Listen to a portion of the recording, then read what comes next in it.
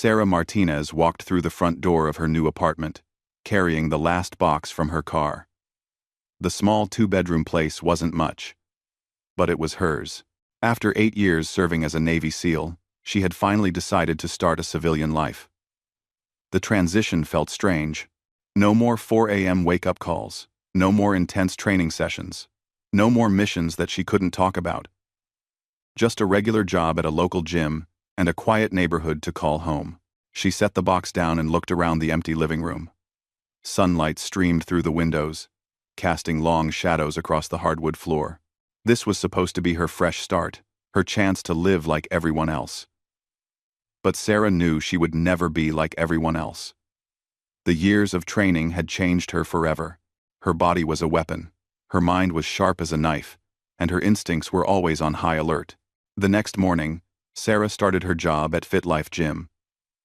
The owner, Mike, was a friendly man in his 50s who had hired her based on her military background.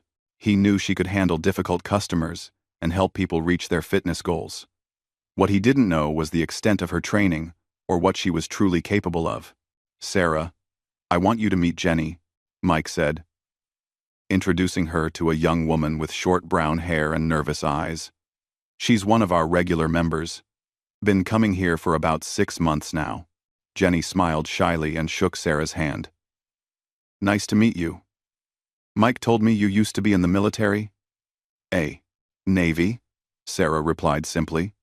She had learned to keep her answers short when people asked about her service. Most civilians couldn't understand what being a SEAL really meant, and she preferred it that way. As the days passed, Sarah settled into her routine. She woke up at 5 a.m. out of habit, did her own workout before the gym opened, then spent her day helping members with their training. She noticed that many people came to the gym not just for fitness, but for confidence. They wanted to feel stronger, safer, more capable. Sarah understood that feeling well. Jenny became one of Sarah's regular clients. During their sessions, Sarah learned that Jenny was a single mother working 2 jobs to support her 8-year-old daughter, Emma. Jenny's ex-husband had left them when Emma was just 3. And since then, Jenny had been struggling to make ends meet while trying to be the best mother she could. "I never thought I'd be doing this alone," Jenny told Sarah one afternoon as they finished a workout. "Sometimes I feel so weak, like I can't protect Emma the way I should." Sarah watched Jenny's face carefully. She recognized the look of someone who felt powerless, someone who was afraid. "Strength isn't just about muscles," Sarah said quietly. "It's about not giving up, even when everything seems impossible." "You're stronger than you think," Jenny smiled, but Sarah could see the worry in her eyes. There was something Jenny wasn't telling her, something that made her look over her shoulder when she left the gym each evening. One day, while Jenny was doing her cardio workout, Sarah noticed a man watching her through the gym's large windows. He was tall and muscular, with dark hair and cold eyes. He stood across the street, partially hidden behind a parked car, but his attention was clearly focused on Jenny. Sarah's military training kicked in immediately. She memorized every detail about the man: his height, build, clothing, the way he moved. Something about him felt wrong. When Jenny finished her workout, Sarah walked with her to the parking lot. "Jenny, do you know anyone who might be following you?" she asked carefully. Jenny's face went pale. "What do you mean?" "I noticed someone watching you through the window today. A tall man with dark hair." Jenny's hands started shaking. That's Mark, my ex-husband. I have a restraining order against him, but he keeps showing up places. He says he wants to see Emma, but he gets so angry. Last time he came to my apartment, She stopped talking and looked away. Sarah felt a familiar anger building inside her. She had seen too many strong people broken by bullies and abusers. "What happened when he came to your apartment?" "He pushed me. Hard. I fell and hit my head on the coffee table.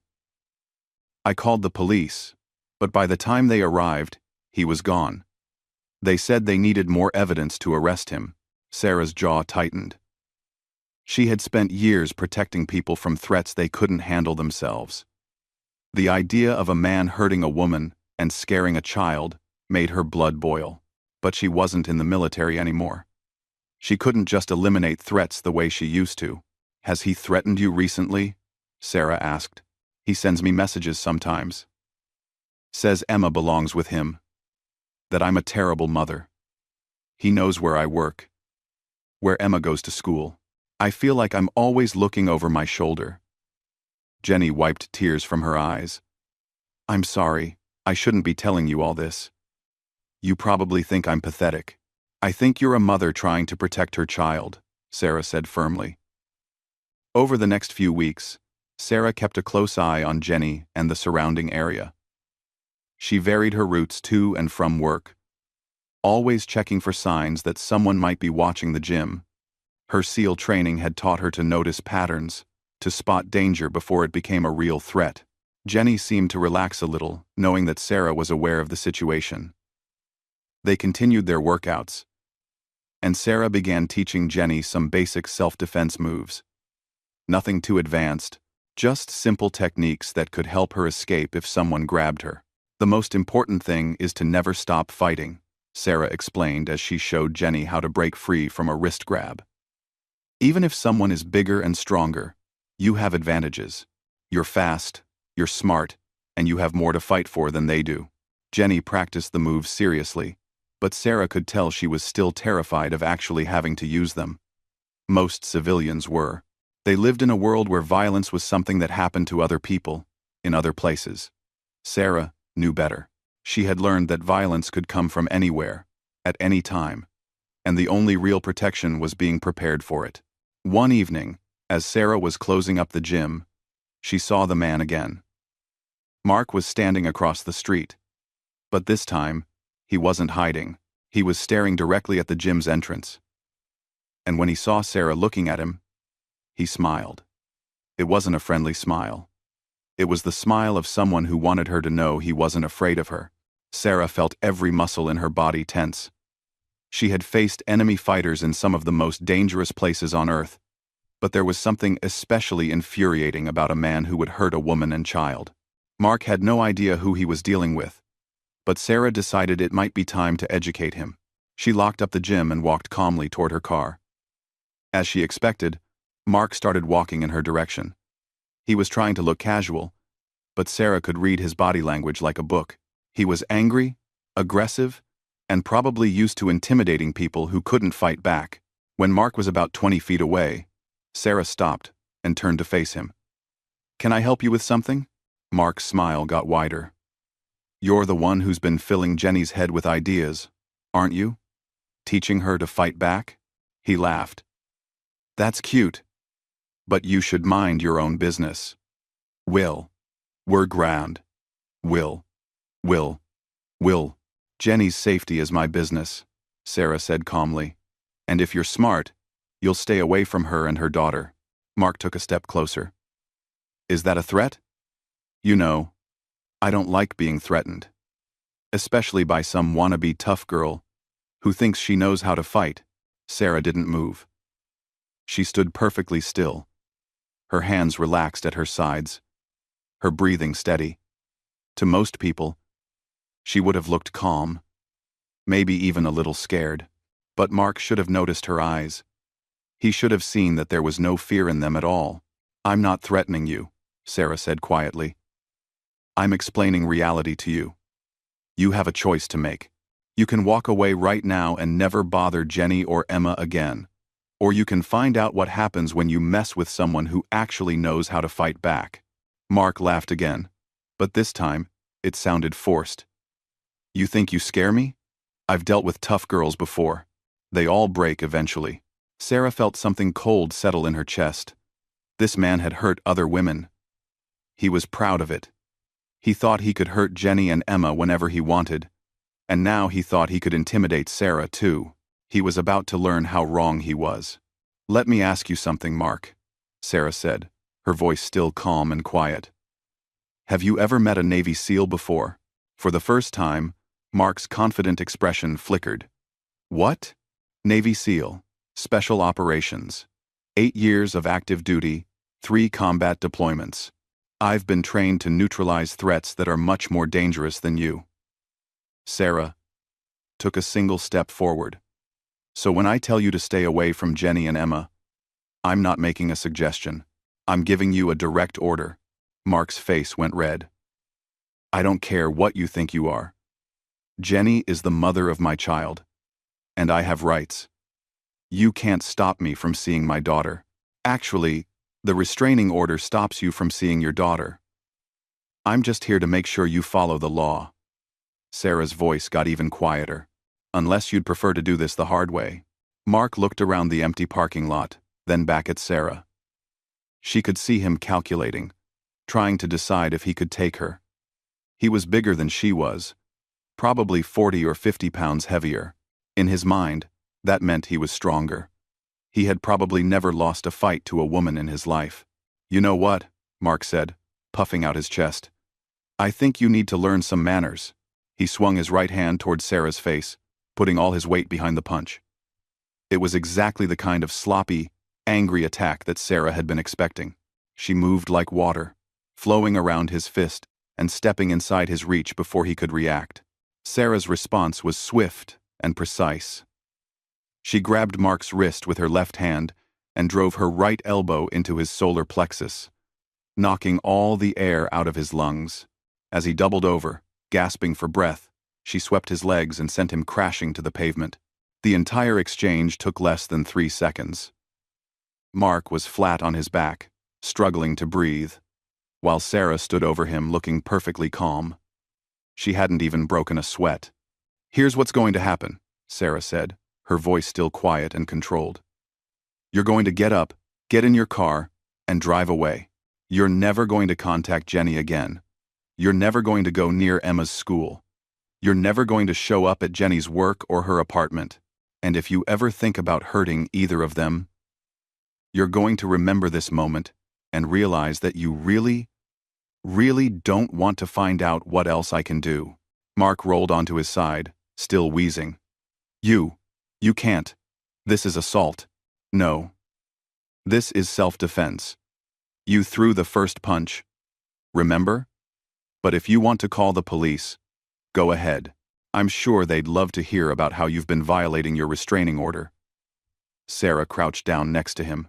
Of course, if you do call the police, I'll have to explain to them exactly who I am and what my military record looks like. I don't think that's going to work out well for you. Mark struggled to his feet, his face a mixture of pain and humiliation. He looked like he wanted to say something, but the words wouldn't come. He had probably never been beaten so quickly and completely in his entire life. Smart choice, Sarah said as Mark stumbled toward his car. Remember what I told you. This is your only warning. Mark got in his car and drove away without looking back. Sarah watched until his taillights disappeared around the corner, then got in her own car and sat quietly for a moment. She hadn't wanted it to come to violence, but sometimes violence was the only language that bullies understood. The next day, Sarah arrived at work to find Jenny waiting for her with tears in her eyes. For a moment, Sarah worried that Mark had done something to hurt Jenny or Emma after their confrontation. What's wrong? Sarah asked immediately. Jenny shook her head and smiled through her tears. Nothing's wrong. Everything's perfect.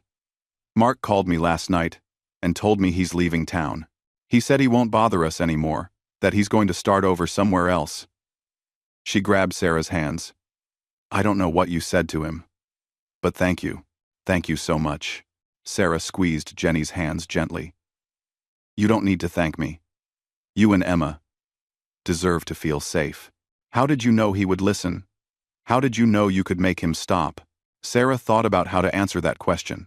She could have told Jenny about the confrontation in the parking lot, about Mark's failed attempt to intimidate her, about the look of fear in his eyes when he realized he had picked a fight he couldn't win.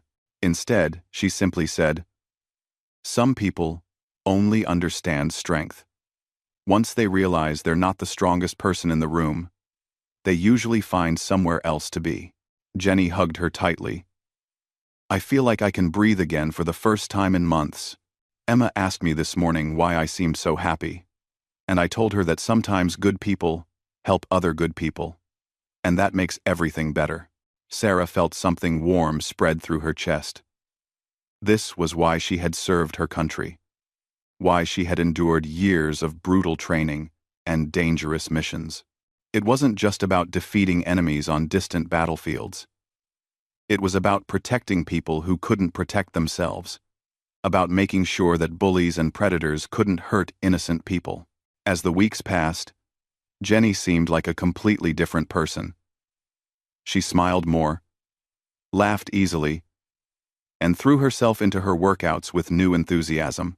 Emma started coming to the gym sometimes after school, and Sarah enjoyed watching the little girl play while Jenny exercised. Emma was bright and funny, and she obviously adored her mother. "Miss Sarah," Emma said one afternoon while coloring at a table near the gym's front desk, "my mom says you used to be a soldier." "Something like that," Sarah replied, sitting down next to her. "Were you scared when you had to fight bad guys?" Sarah considered the question seriously. "Sometimes. But being scared doesn't mean you can't be brave.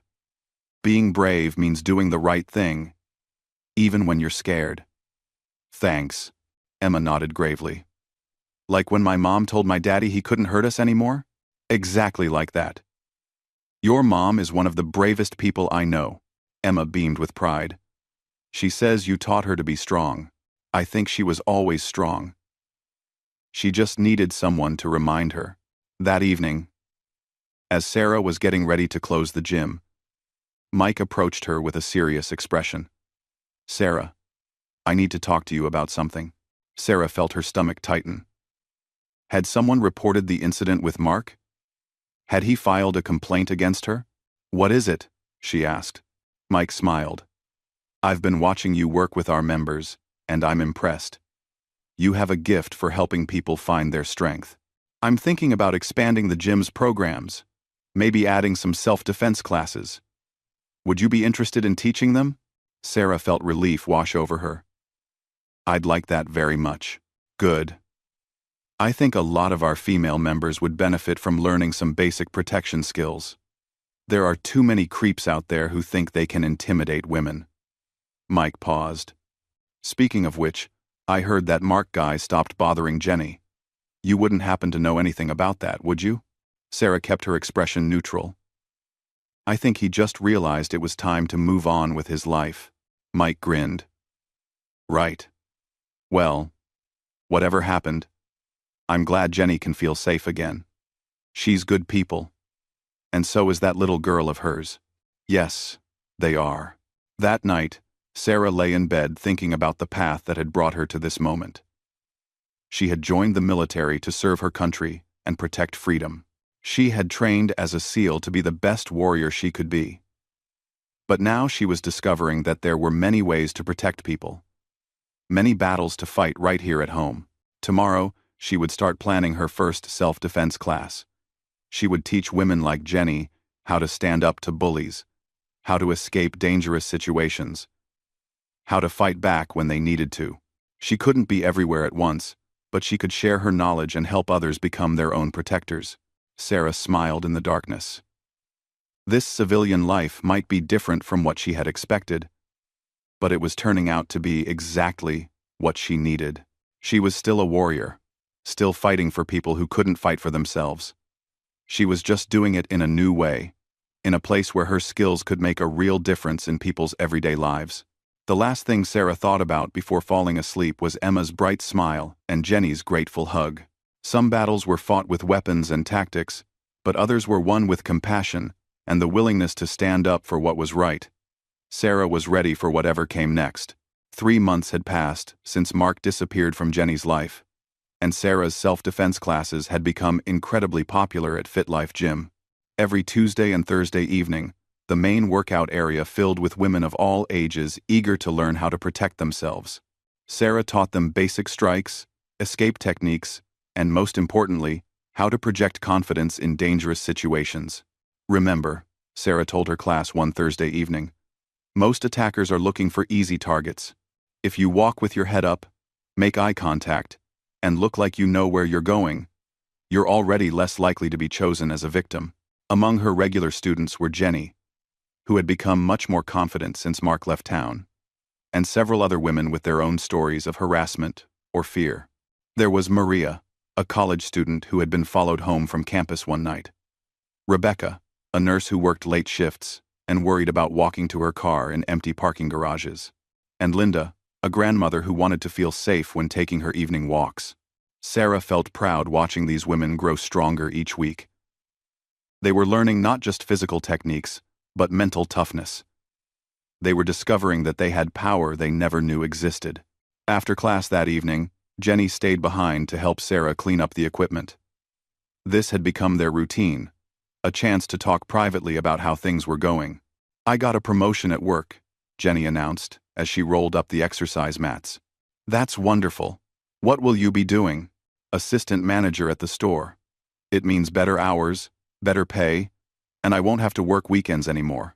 Emma is so excited that we can spend Saturdays together again." Jenny's face glowed with happiness. "I never thought my life could feel this normal again." Sarah smiled. "You've worked hard for this. You deserve everything good that's happening." One. I couldn't have done any of this without you, you know. Before we met, I felt so powerless. Now, I feel like I can handle whatever comes my way." Jenny paused. "Can I ask you something personal?" "Of course. Do you ever miss it? The military life?" Sarah considered the question while she locked away the training equipment. "Sometimes, I miss the clarity of it. In the military, you always know who the enemy is and what your mission is. In civilian life, things are more complicated, but you're still helping people fight their battles. Different battles, but yes. I'm learning that protection doesn't always mean carrying weapons or going to war.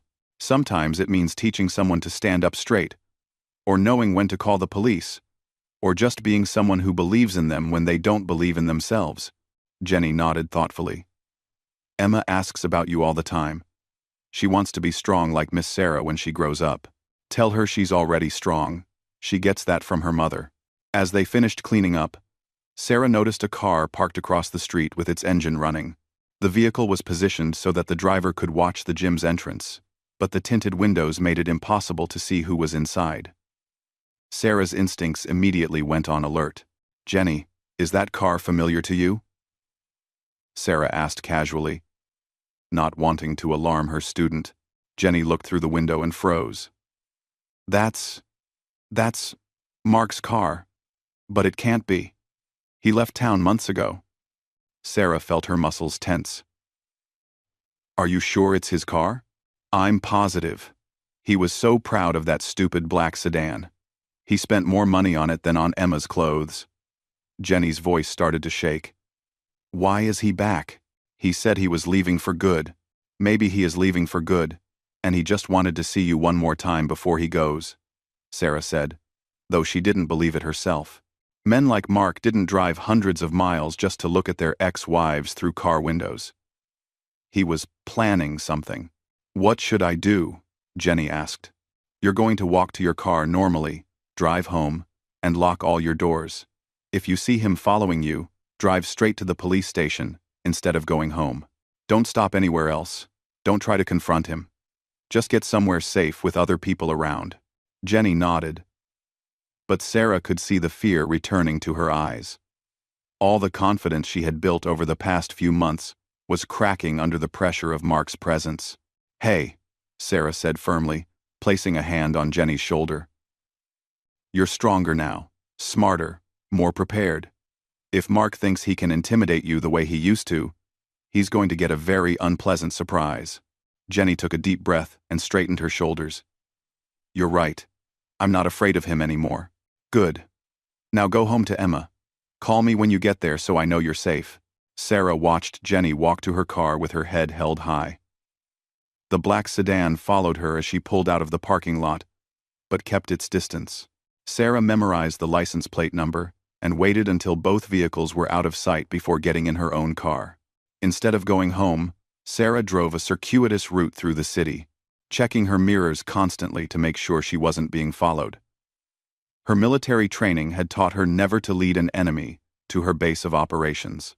If Mark was watching the gym, he might try to follow her home to learn more about her daily routine. When Sarah was satisfied that she was alone, she parked at a 24-hour diner and called Jenny from her cell phone. "I'm home," Jenny answered immediately. "Emma's already asleep. I checked all the locks twice and turned on the porch light." "Good. Did you see the car behind you on the way home?" "Yes, but he didn't follow me into my neighborhood. He turned off about 2 blocks before my street." "That's smart of him. He's trying not to make it obvious that he's watching you." Sarah paused, thinking through the implications. "Jenny, I want you to be extra careful for the next few days. Vary your routine. Don't go anywhere alone if you can help it. And keep your phone with you at all times." "Do you think he's going to try something?" "I don't know. But men like Mark don't usually come back without a reason. He might just be testing the waters, seeing if you'll run scared like you used to. Or he might be planning something more serious." "What should I do if he approaches me?" "Don't engage with him at all. If he tries to talk to you, walk away immediately. If he follows you, call 911.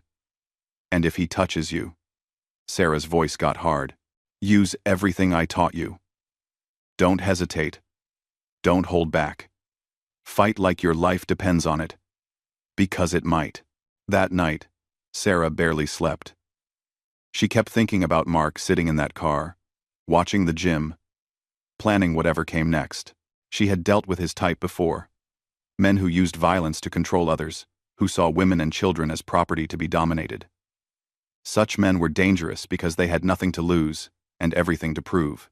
The next morning, Sarah called in a favor with a friend who still worked in law enforcement. Detective Ray Morgan had served in the Army before becoming a cop, and he understood the value of Sarah's military experience. "Ray, I need you to run a plate for me," Sarah said when he answered his phone. "Good morning to you too, Sarah. What's this about?" Sarah gave him Mark's license plate number and explained the situation. Ray listened, without interrupting, which Sarah appreciated. Most civilians would have asked why she didn't just call the regular police, but Ray understood that sometimes you needed to gather intelligence before making official reports. "I'll run the plate and see what comes up," Ray said. "If this guy is violating a restraining order, we can pick him up. But you know how these things go. Even if we arrest him, he'll probably be out on bail within a few hours." "I know. I just want to know what we're dealing with. I'll call you back within the hour." Ray called back 45 minutes later with troubling news. "Your friend Mark has been busy since he left town.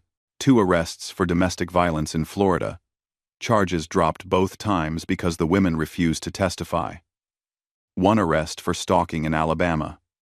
Currently pending trial. And here's the interesting part. He's not supposed to leave the state of Alabama while he's on bail." Sarah felt her stomach tighten. "So he's already breaking the law. Just by being here." "Exactly. Plus the restraining order violation. If we can find him, we can arrest him immediately." Ray paused. "Sarah, this guy sounds like he's escalating. The pattern suggests he's getting more violent, more desperate. You need to be very careful. I'm not worried about me. I'm worried about Jenny and her daughter. I'll put extra patrols in Jenny's neighborhood and near the gym. But you know, we can't provide 24-hour protection.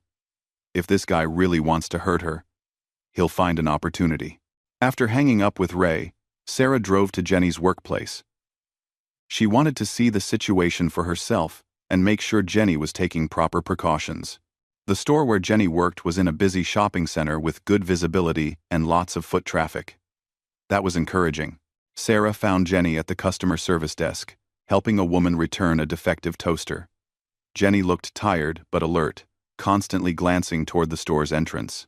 When she finished with the customer, Sarah approached the desk. "How are you holding up?" Sarah asked.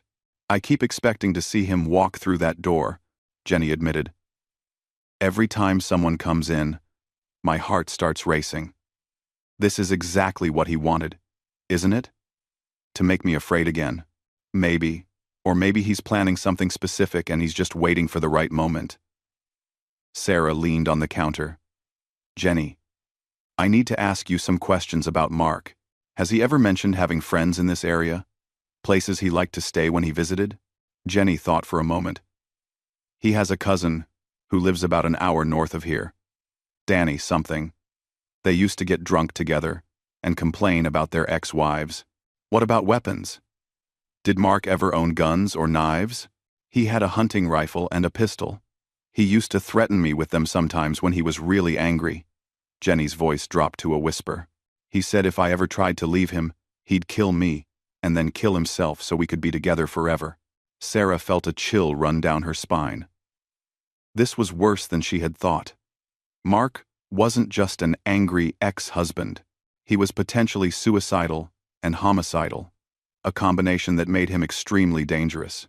Jenny, I want you to leave work early today. Take Emma and go stay with a friend or relative for a few days. Somewhere Mark wouldn't think to look for you. I can't just abandon my job. I just got promoted, remember? Your life is more important than your job.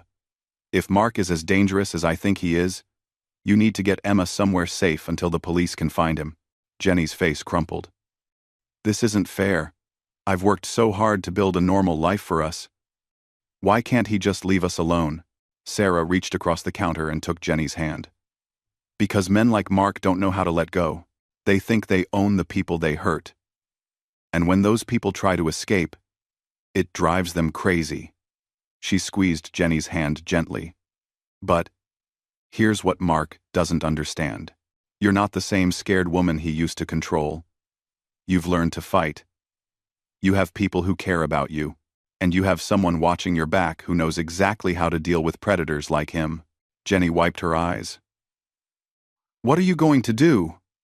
I'm going to make sure he doesn't get the chance to hurt you or Emma. Whatever it takes. That evening, Sarah sat in her car across from the gym, waiting. She had a feeling Mark would return to watch the building, hoping to catch Jenny arriving for class or leaving late after helping Sarah clean up. Men like him were predictable in their obsessions. Sure enough, at 7:30 p.m., the black sedan pulled into the same parking spot Mark had used the night before. Sarah watched through binoculars as Mark got out of the car and walked closer to the gym's windows. He was trying to see if Jenny was inside. Sarah waited until Mark returned to his car, then got out of her vehicle and walked calmly across the street. She approached the passenger side of Mark's sedan and tapped on the window. When Mark looked over, Sarah smiled and gestured for him to roll the window down. Mark hesitated for a moment, then lowered the window about 2 inches. What do you want?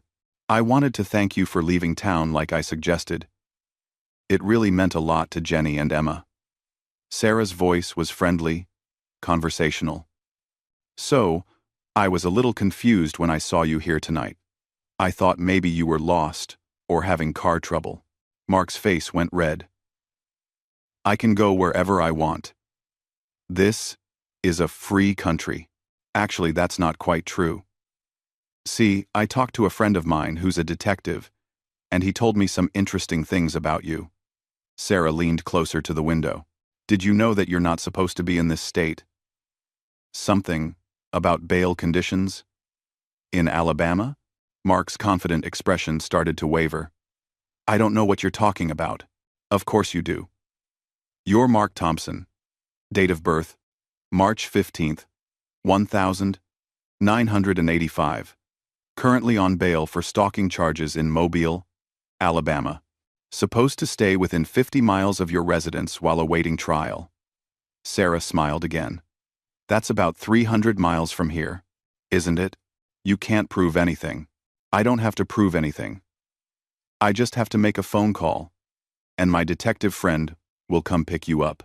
You'll go back to Alabama in handcuffs. Your bail will be revoked, and you'll sit in jail until your trial. Sarah's smile got wider. Unless, of course, you'd prefer to discuss this like adults. Mark stared at her through the partially open window. Sarah could see him trying to decide whether to drive away, try to intimidate her, or listen to what she had to say. Fear won out over anger, at least for the moment. What do you want? He asked. I want you to understand your situation clearly. You're not just violating your bail conditions by being here. You're also violating the restraining order that Jenny has against you. That's 2 separate crimes I could have you arrested for right now. Sarah's voice remained calm and friendly. But I'm feeling generous today, so I'm going to give you one last chance to make the right choice. Which is what?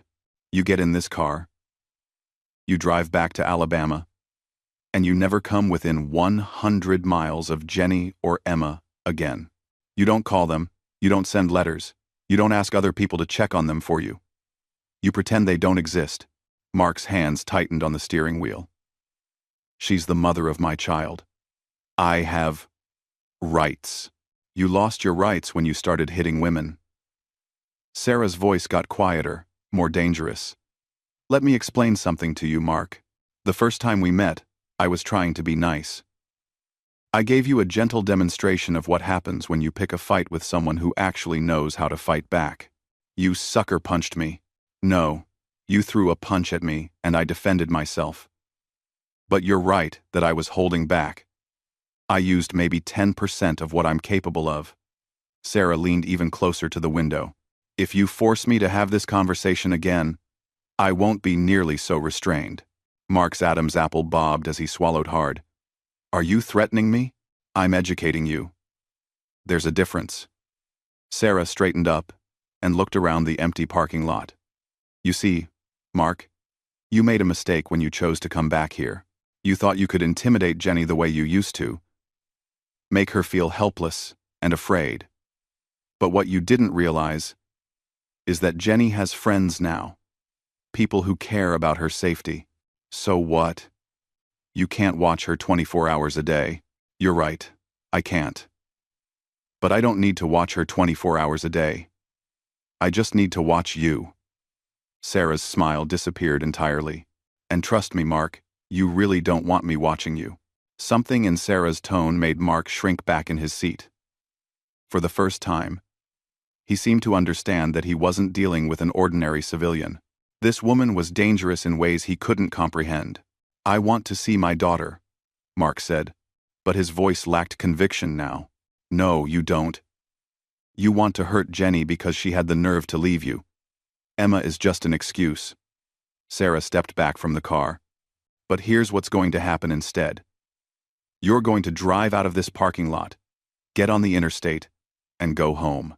If I see you in this city again, if Jenny sees you, if Emma sees you, if anyone who knows Jenny sees you, I will call my friend, Detective Morgan, and you will be arrested immediately. And if I don't leave? Sarah's expression became absolutely cold.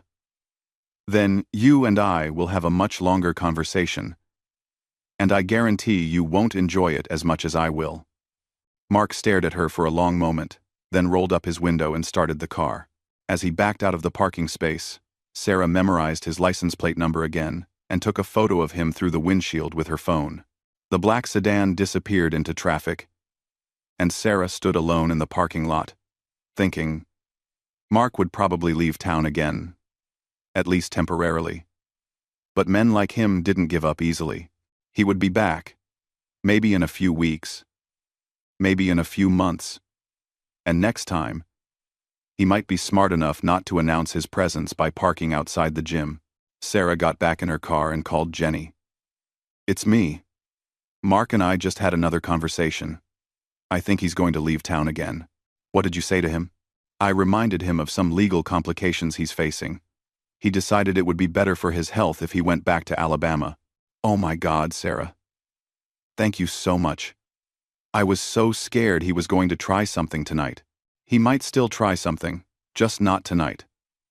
Jenny, I want you to be extra careful for the next few weeks. He's going to be angry and humiliated. And that makes him more dangerous than ever. I will be.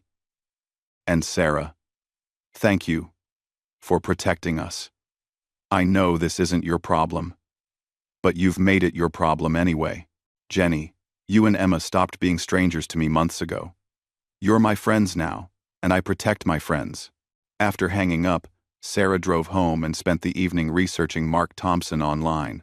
She found his social media profiles, his address in Alabama, his work history, and several news articles about his arrests. The picture that emerged was of a man spiraling out of control, becoming more violent and desperate with each failed relationship. This wasn't over. Sarah was certain of that. Mark would be back, and next time, he would be prepared for her interference. She needed to be ready for whatever he was planning. 2 weeks passed in relative peace. Jenny had returned to her normal routine. Though Sarah noticed she remained more alert than before, the self-defense classes continued to grow, and Sarah had started teaching an advanced course on weekends for women who wanted to learn more serious fighting techniques.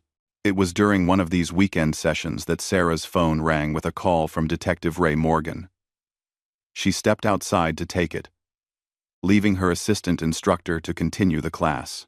"Sarah, we have a problem," Ray said without preamble. Mark Thompson was arrested in Alabama 3 days ago for violating his bail conditions. Sarah felt a chill of concern. "That should be good news. Why do you sound worried?" "Because he posted bail again yesterday and immediately disappeared. His bail bondsman can't find him. He's not at his apartment. And his cousin says he hasn't heard from him in over a week. So he's in the wind." It gets worse. Alabama police found surveillance photos of Jenny and Emma in his apartment. Recent photos, taken from outside Emma's school and Jenny's workplace. He's been planning this for a while. Sarah's blood turned to ice. Mark hadn't given up after their confrontation. He had just gotten smarter about his approach. While she thought he had left town, he had actually been gathering intelligence, learning their routines, looking for vulnerabilities. "There's more," Ray continued. "We ran his credit cards and found charges at a gun store in Birmingham.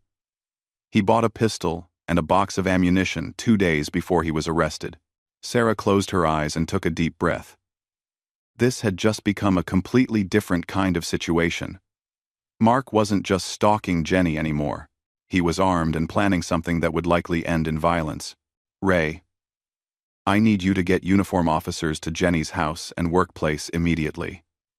And I need you to call Emma's school and warn them not to release her to anyone except Jenny." "Already done." "But Sarah, you know we can't maintain that level of protection indefinitely.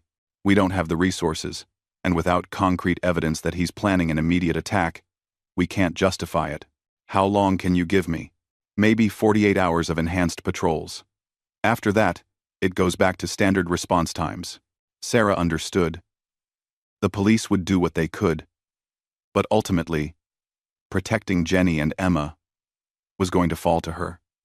It always had been. Really. She was the one with the training and experience to handle this kind of threat. "Thanks, Ray. Keep me updated if you hear anything new." Sarah went back inside and finished the self-defense class, but her mind was racing through tactical scenarios. Mark was armed, desperate, and had been planning this for weeks. He knew where Jenny lived and worked, knew Emma's school schedule, knew Sarah's involvement in their lives. He would be looking for a way to strike without triggering police response until it was too late. After class, Sarah drove to Jenny's apartment to brief her on the situation. She found Jenny in the kitchen, helping Emma with homework while dinner cooked on the stove.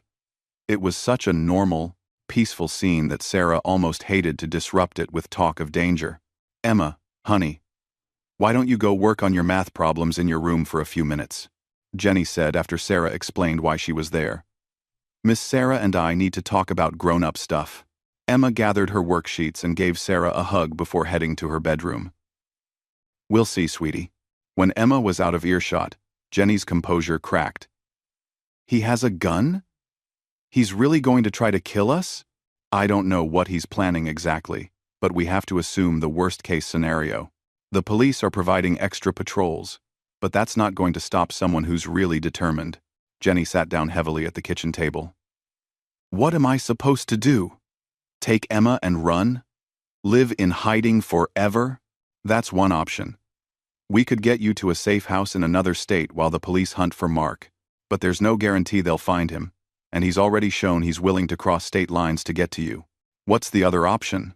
Sarah sat down across from Jenny. "We make a stand. We choose the time and place for the confrontation. instead of letting Mark choose it for us. You mean, use me as bait? I mean, take control of the situation. Right now, Mark has all the advantages. He knows where you are, but you don't know where he is. He knows when you'll be vulnerable, but you don't know when he'll strike. We change that dynamic. Jenny was quiet for a long moment, staring at her hands folded on the table. If we do this, if we try to trap him, what happens to Emma? I can't put her in danger. Emma goes to stay with a friend or relative, somewhere Mark doesn't know about. This would just be between Mark, you, me, and the police. And you really think you can stop him? Sarah met Jenny's eyes steadily. Jenny, I've been in firefights in Afghanistan and Iraq. I've faced enemy combatants who were better armed and better trained than Mark will ever be. One angry ex-husband with a pistol doesn't scare me. Jenny nodded slowly. What do you need me to do? They spent the next hour planning. Emma would go stay with Jenny's sister in the next state, ostensibly for a long weekend visit. Jenny would maintain her normal routine, but with modifications designed to give them control over when and where Mark would make his move. The key was the gym. Mark had already shown that he was willing to watch the building, and it was a location where Sarah had every advantage.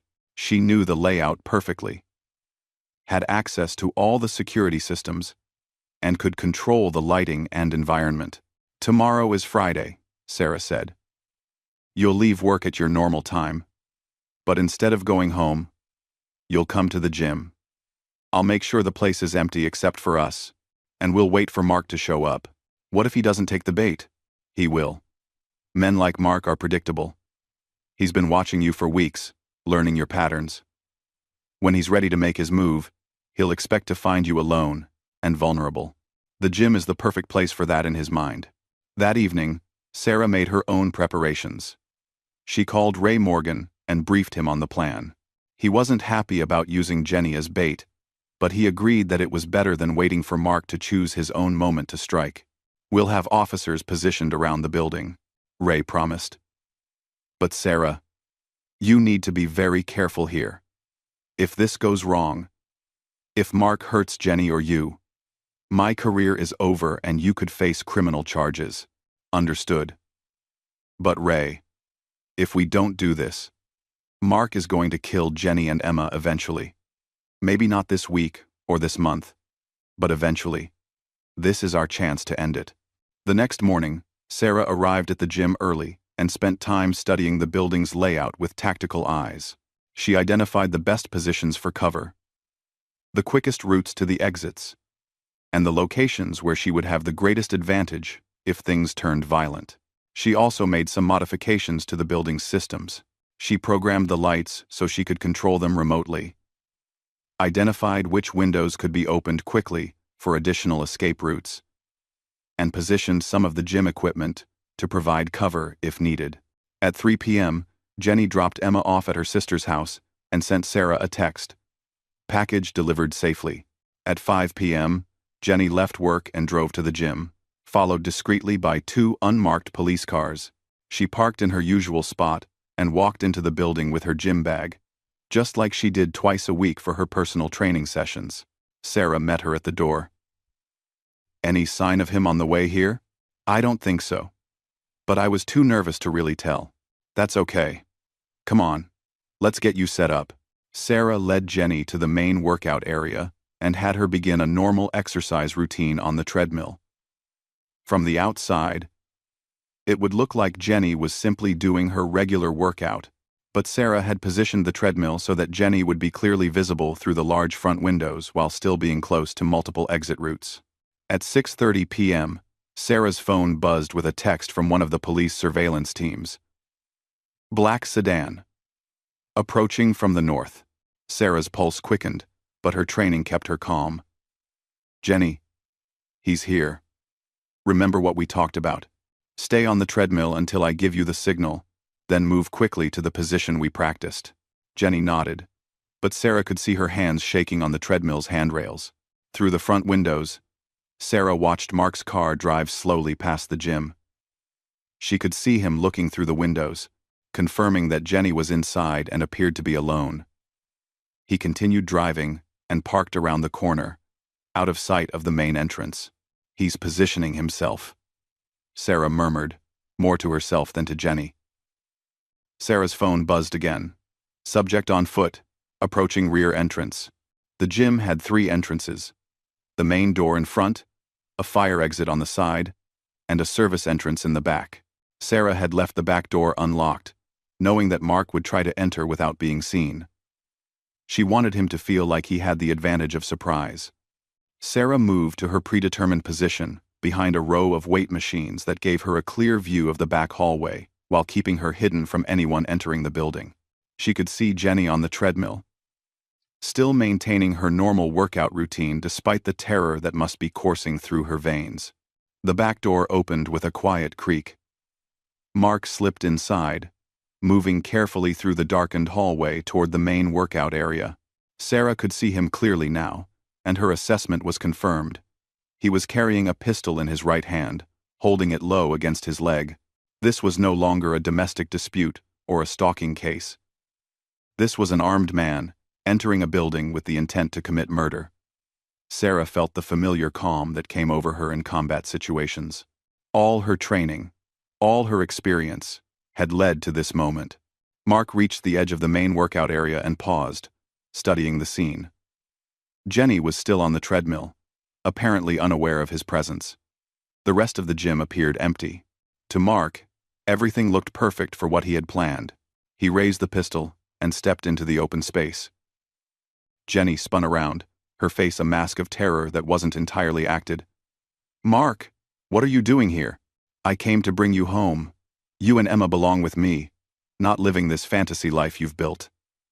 Mark's voice was eerily calm. "I've been watching you, learning about your new friends, your new confidence. But you're still the same weak woman you always were." "The police know you're here," Jenny said, backing away from the treadmill. "They'll arrest you." Mark laughed. "The police can't protect you. Nobody can protect you. Not even your tough girl friend who thinks she's so scary." "Actually," Sarah said, stepping out from behind the weight machines, "I'm right here." Mark spun toward her voice, raising his pistol. But Sarah was already moving, flowing through the gym equipment, like water through rocks. Years of combat training had taught her how to use cover effectively, how to move without presenting a target. "There you are," Mark snarled. "I was hoping you'd try to play hero again." "Mark, you need to put the gun down," Sarah said calmly. She was positioned behind a thick concrete pillar now, with multiple routes to better cover if needed. "This doesn't have to end badly for anyone." "Oh, but it does. See, I've figured out your game. You think you can intimidate me because you know how to fight. But I have something that makes us equal." He waved the pistol. "This changes everything." Sarah almost smiled. Mark still didn't understand what he was dealing with. A gun didn't make him equal to a Navy SEAL, any more than a baseball bat would make him equal to a major league pitcher. Weapons were tools, and tools were only as effective as the person using them. "You're right," Sarah said. "Having a weapon does change things. But Mark, do you know how to use that gun in a high-stress situation? Have you ever fired it at a moving target? Have you practiced shooting while someone is shooting back at you?" Mark's confidence flickered for a moment. "I know how to shoot. Knowing how to shoot targets at a range is very different from combat shooting. Trust me on this." Sarah began moving again, working her way closer to Mark's position while using the gym equipment to block his line of sight. "You're holding that pistol wrong. Your stance is terrible. And you're so focused on me that you've forgotten about Jenny." Mark's head snapped around to look for Jenny, but she had already moved to the position Sarah had taught her, behind a row of lockers near the side exit. The moment Mark looked away, Sarah closed the distance between them. Sarah had covered 10 feet of open ground in less than 2 seconds, moving in a crouch that made her a difficult target. By the time Mark turned back toward her, she was close enough to strike. Sarah's attack was swift and precise. She grabbed Mark's gun hand with her left hand, preventing him from pointing the weapon at her, while driving her right elbow into his solar plexus. As Mark doubled over, gasping for air, Sarah twisted his wrist sharply, and the pistol clattered to the floor.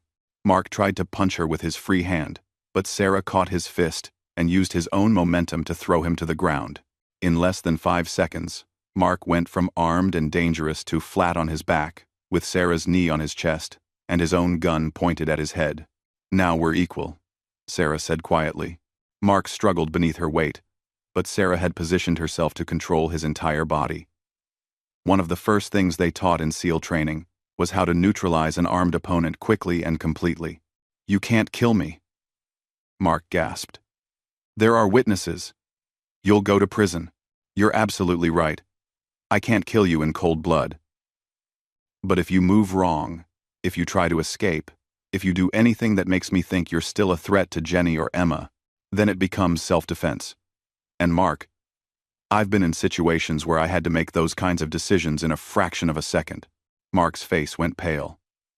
For the first time, he seemed to understand that he wasn't dealing with a civilian who would be constrained by normal social rules. Sarah was a warrior, someone who had been trained to kill efficiently and without hesitation when necessary. The back door burst open, and 4 police officers rushed into the gym with their weapons drawn. "Drop the weapon! Drop it now!" "I'm dropping it," Sarah called out, carefully placing Mark's pistol on the floor and raising her hands. "The threat is neutralized." Ray Morgan appeared behind the uniformed officers. "Sarah, I'm fine. Jenny's fine. Mark is ready for his ride to jail." As the officers handcuffed Mark and read him his rights, Sarah helped Jenny to her feet. Her friend was shaking but unharmed. "Is it over?" Jenny asked. "Is he really going to prison this time?" Ray Morgan answered before Sarah could. "Armed breaking and entering, assault with a deadly weapon, violation of a restraining order, and violation of bail conditions. Plus, he's now a fugitive from Alabama. He's looking at 15 to 20 years minimum, assuming he doesn't plead out. And if he does plead out, even with a plea bargain, he'll do at least 7 years in state prison. By the time he gets out, Emma will be in high school, and you'll have moved on with your life." As the police led Mark away, he turned back toward Jenny with pure hatred in his eyes. "This isn't over. I'll find you when I get out. I'll find both of you." Sarah stepped between Mark and Jenny. "No, you won't. Because if you ever come near them again, if you ever threaten them again, if you ever even think about them again, you'll have to deal with me. And next time, there won't be any police around to protect you." Mark's hatred turned to fear as he remembered how easily Sarah had disarmed and defeated him. The police officers pushed him toward the door before he could respond. After giving their statements to the police, Sarah and Jenny sat in the empty gym, processing what had just happened. "I can't believe it's really over," Jenny said. "I've been afraid for so long. I don't remember what it feels like not to be scared." "It will take time," Sarah said. "But yes, it's over. Mark is going to prison for a long time, and even if he gets out early, he'll be a middle-aged ex-convict with a history of violence. He'll have bigger problems than harassing you." Jenny was quiet for a moment. "Sarah, what you did tonight, that wasn't self-defense class stuff. That was something else entirely. You're right. That was combat training, real military training, designed to neutralize armed enemies quickly and efficiently. Have you ever killed anyone?" Sarah considered how to answer that question. "I've been in situations where I had to defend myself and other people using lethal force, but I've never killed anyone who wasn't actively trying to kill me or innocent civilians." "Could you have killed Mark tonight if you had to?" "Yes," Sarah said without hesitation. "If Mark had posed a genuine threat to your life or Emma's life, I would have done whatever was necessary to stop him." Jenny nodded slowly. "I'm glad it didn't come to that. But I'm also glad you were willing to do it if needed."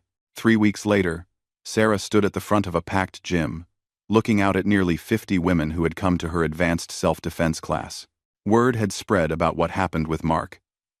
And women throughout the city wanted to learn from the instructor who had taken down an armed stalker with her bare hands.